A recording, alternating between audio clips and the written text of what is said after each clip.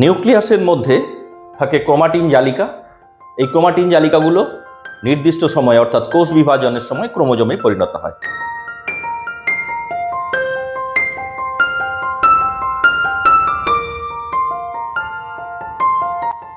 ক্রোমোজোমের একটা বিশেষ অংশ হচ্ছে সেন্ট্রোমিয়ার। এই সেন্ট্রোমিয়ারের অবস্থান অনুযায়ী ক্রোমোজোম কত প্রকার ও কি কি দেখো।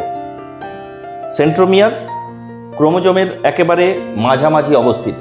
এই ধরনের ক্রোমোজোমকে বলা হয় মেটাসেন্ট্রিক ক্রোমোজোম। দ্বিতীয়, মাঝামাঝি অঞ্চলের কাছাকাছি, পুরো মাঝে নয়। সুতরাং এই ধরনের ক্রোমোজোমকে বলা হয় সাব মেটাসেন্ট্রিক ক্রোমোজোম। তৃতীয়, প্রান্তের কাছাকাছি অবস্থিত, এদের বলা হয় অ্যাক্রোসেন্ট্রিক ক্রোমোজোম। আর সেন্ট্রোমিয়ার একেবারে প্রান্তে অবস্থিত থাকলে একে বলা হয় টেলোসেন্ট্রিক ক্রোমোজোম। ক্রোমোজোমগুলো অ্যানাফেজ দশাতে কিরকম আকৃতি লাভ করে? মেটাফেজ দশার ক্রোমোজোম দুই ক্রোমাটিড বিশিষ্ট হয়। অ্যানাফেজ দশাতে এই ক্রোমাটিড দ্বয় যে স্থানে জুড়ে ছিল অর্থাৎ সেন্ট্রোমিয়ার অঞ্চলের বিভাজন ঘটে, ফলে দুটি অপত্য ক্রোমোজোম উৎপন্ন হয়। এই অপত্য ক্রোমোজোমগুলো বেমতন্তুর সংকোচনের ফলে বিপরীত মেরুর দিকে চলতে থাকে এবং এক একটি আকৃতি লাভ করে।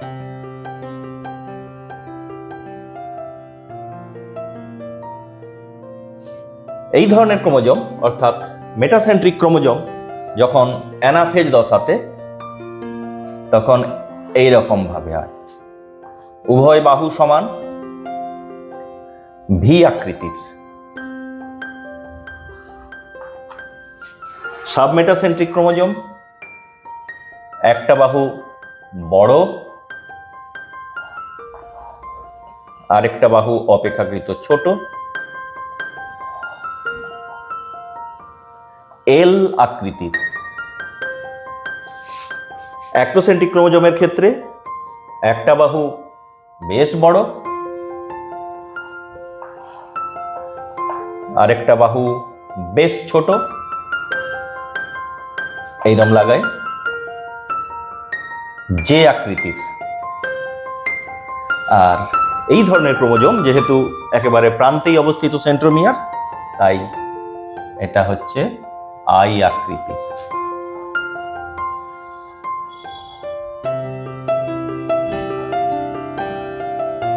তাহলে এগুলো হচ্ছে V type, L type, J type, I type.